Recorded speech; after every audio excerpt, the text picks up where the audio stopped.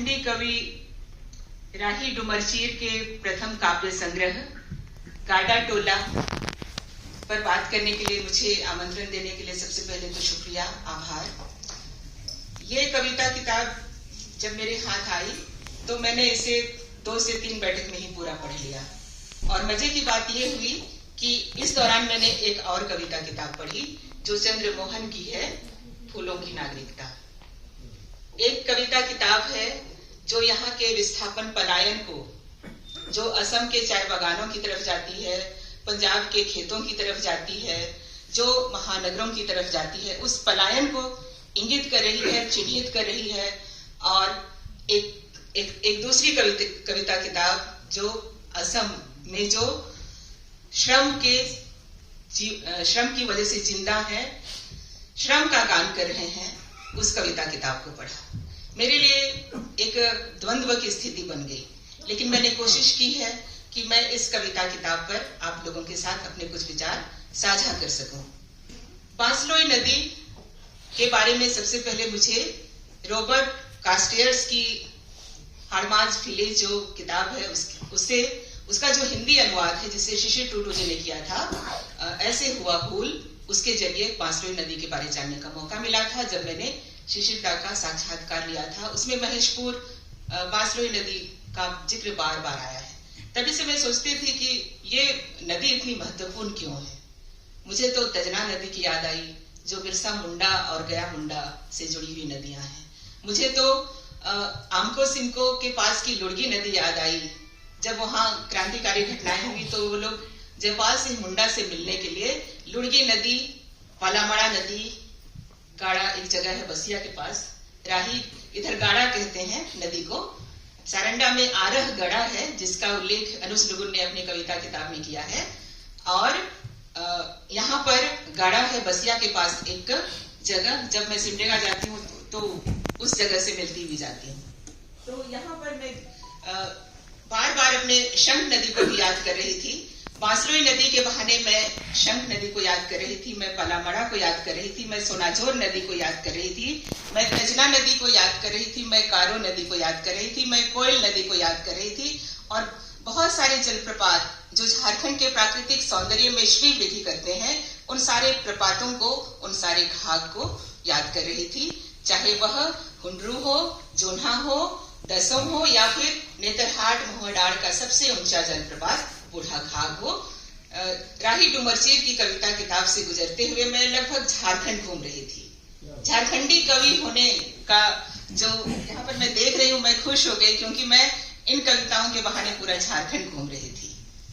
मैं झारखंडी सहिया कवि कहना चाहूंगी और नदियों का सहयात्री कहना चाहूंगी और भिन्न सौंदर्य बोध को उजागर करने वाला कवि कहना चाहूंगी। इस वजह से कहना चाहूंगी क्योंकि पहाड़ और जंगल को लोग दूसरे नजरिए से देखते हैं, पेड़ों को भूतों का डेरा समझते हैं, और कवि ने साफ साफ एक भिन्न नजरिया दे दिया है, भिन्न सौंदर्य बोध उजागर कर दिया है। जब वे पहाड़ बोझ नहीं प्यार है कहना चाहता हूं। पहाड़ को हिंदी के मुहावरे से छुड़ाए बिना भाषा में कैसे बरत पाऊंगा अपने प्यार को। यह कितना अजीब सौंदर्य बोध है। हमारे बीच एक जंगल है जो मिलने नहीं देता, कहने वाले प्रकृति के अप्रतिम सौंदर्य के कवि हो गए। उतने ही कमाल के हैं उनके ऊपर नदी को बाधा माना और गहरे घने हराते पेड़ों को भूतों का डेरा। बहुत बधाई, आपने भिन्न सौंदर्य बोध दे दिया है हिंदी की कविता में। और जैसा कि रणेंद्र सर ने भी बताया कि मुंडारी कहावत है जिसका आशय है सेन के सुसुन कजी के दुरंग। यहाँ पर जिंदर सिंह मुंडा बैठे हैं, भाषा और शब्दों के बहुत बड़े जानकार हैं, और उसमें जो मुंडारी कहावत है सेन की सुसुन कजी के दुरंग, वही बोलना ही गीत है और चलना ही नृत्य है। राही ने बहुत अच्छी कविता लिखी। तुमका नहीं आता तब पता ही नहीं चलता कि बोलने में थोड़ा सुर मिलाने से गीत बनता है, चलते हुए थोड़ा हिलने से नृत्य बनता है। एक हिंदी के बड़े कवि हैं, मैं नाम नहीं लेना चाहूंगी, सम्मान पूर्वक उनको याद करना चाहूंगी, लेकिन उन्होंने पतझड़ को उदासी से जोड़ा है। लेकिन यहाँ पर भिन्न सौंदर्य बोध और भिन्न दृष्टि रखते हैं राही, और अपनी कविता लिखते हैं दुखों का मौसम नहीं है पतझड़ में। वे कहते हैं हाड़ाम बा कहने लगे, तुम हमेशा अधूरी बात सुनते हो। पतझड़ को तुमने भी अपनी कविता में दुख लिख दिया।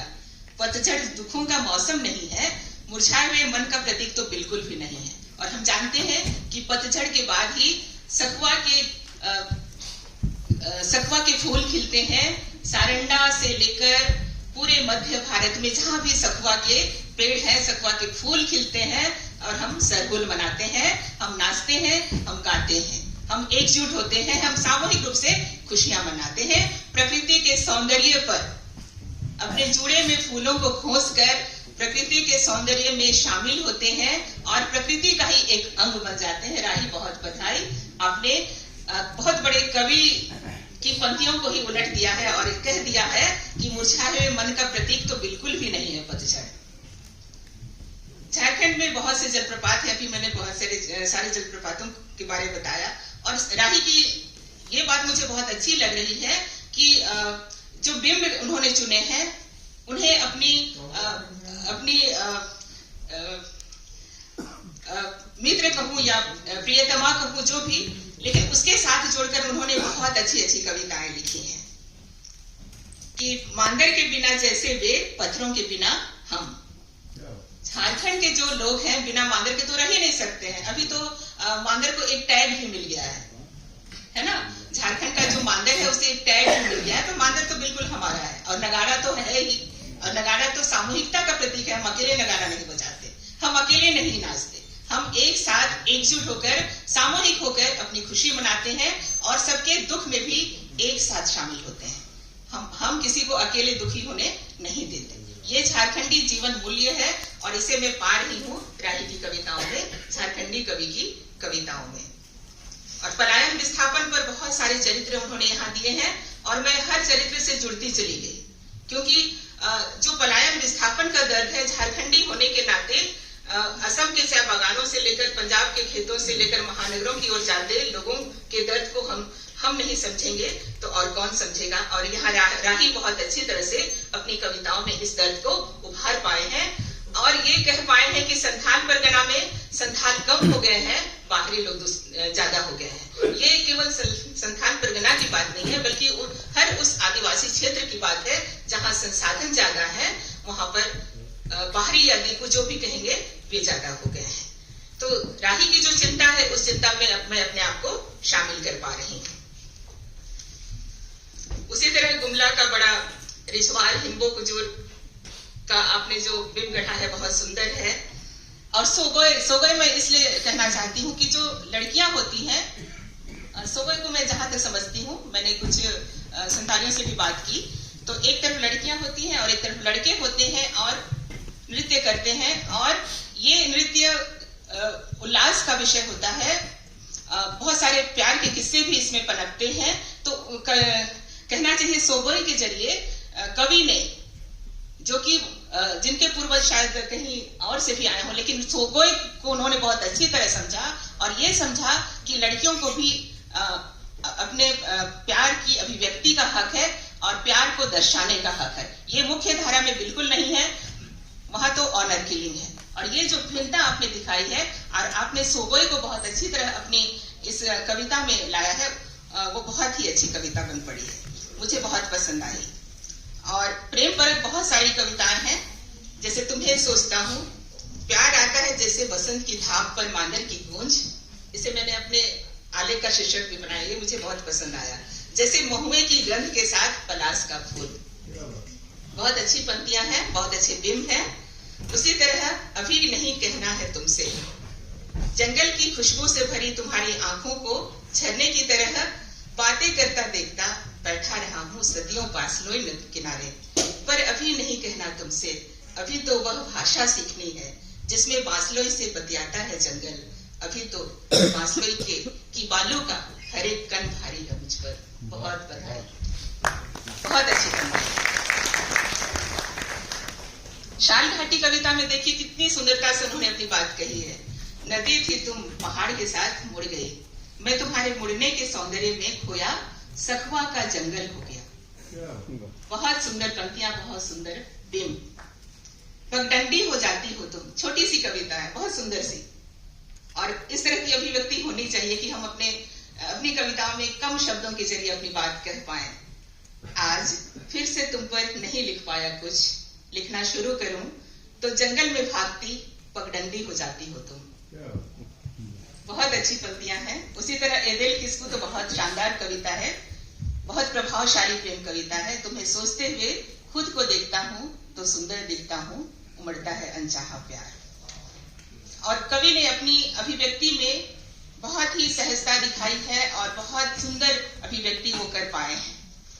सरई फूल कविता में जरूर बोलना चाहूंगी, क्योंकि सरई फूल जो है हम झारखंडियों के लिए बहुत ही ज्यादा महत्व का फूल है। साल कहते हैं, शाल कहते हैं, सारजोम कहते हैं संथाली में। और मुझे लगता है सारंडा का जो नाम है वो भी सारजोम या सरई की वजह से ही है। हो सकता है सारनाथ का भी संबंध कहीं ना कहीं सरई से हो या सारजोम से हो। तो बहुत अच्छी पंक्तियां हैं। और सरई फूल जो कविता है, सरई को इसलिए भी और महत्व दिया जाता है, और इस पर आपने कविता लिखकर बहुत अच्छा किया। फूल के समय जो फूलो झानो थी, उन्होंने सरई गाछ की टहनियों का प्रयोग किया था क्रांति के संदेश को पहुंचाने के लिए। और मुझे याद है नेतरहाट फील्ड फायरिंग रेंज के आंदोलन के समय जुटान के लिए लोग दरवाजे पर सखुआ के पत्ते खोसते थे। वो प्रतीक होता था कि आप लोगों को जमा होना है। तो ये जो सखुआ है ना, हमारे जीवन में, हमारी संस्कृति में पूरी तरह से रच बस गया है। और हम धूप धुवन वाले हैं। हम लोग क्या कहते हैं, सुबह में जो जलाते हैं वो ना करके हम धूप धुआं से ही अपनी आस्था को प्रकट करते हैं। मुंडारी में एक कविता है जो सरहुल के समय गाया जाता है। सरई फूल की एक शाखा हे प्रिय मेरे लिए बचा कर रखना, नई पत्तियों की एक डाल हे प्रिय मेरे लिए जुगा कर रखना। मैं अंतिम जो कविता है, हम लौट रहे हैं। और लाक्षागृह आपने लिखकर बहुत ही अच्छा किया, क्योंकि महाभारत जो है उसे भीलों के नजरिए से भी देखा जाना चाहिए। और भीलों का महाभारत मुझे लगता है साहित्य अकादमी से प्रकाशित हो गया है। तो आदिवासी नजरिए से भी सारे जो बड़े ग्रंथ हैं उनको पढ़ा जाना चाहिए। और आदिवासी किस तरह से इन ग्रंथों को देखते हैं और उनके साथ क्या हुआ है, ये सारी चीजें आनी चाहिए। और लाक्षागृह कविता में आपने जो सवाल उठाए हैं कि आदिवासी मारे गए, जीत भले पांडवों की हुई लेकिन मारे तो गए आदिवासी ही। तो अभी विकास जो हो रहा है, विकास के जो बड़े बड़े विज्ञापन हैं, उसमें सबसे ज्यादा शहादत, सबसे ज्यादा कुर्बानी कौन दे रहे हैं? न केवल झारखंड में, न केवल छत्तीसगढ़ में, न केवल उड़ीसा में, न केवल महाराष्ट्र में, बल्कि पूरे भारत में भी और पूरे विश्व में भी आदिवासी ही सबसे ज्यादा शहादत दे रहे हैं, कुर्बानी दे रहे हैं विकास के नाम पर। और वो कहीं नहीं है। आदिवासियों के पास अगर सिएटल वाले संदर्भ में जाऊं तो उनके पास खोने के लिए कुछ भी नहीं, पाने के लिए कुछ भी नहीं है, सिर्फ खोना ही है। तो इस कविता किताब के जरिए आप मुझे आपने मुझे झारखंड तो घुमाया ही, आदिवासी संदर्भ में भी बहुत अच्छी बातें मैं सोच पाई, पढ़ पाई। और बहुत अच्छा लिखा है आपने। आपकी चिंता झारखंडियों के प्रति, झारखंड की संस्कृति के प्रति, यहाँ की नदियों के प्रति, यहाँ के पहाड़ के प्रति, यहाँ की एक एक चीज के प्रति है। आपकी आत्मीयता खूब झलकती है। और आप निश्चित रूप से झारखंडी कवि हैं और हमारे सहिया कवि हैं। बहुत आभार।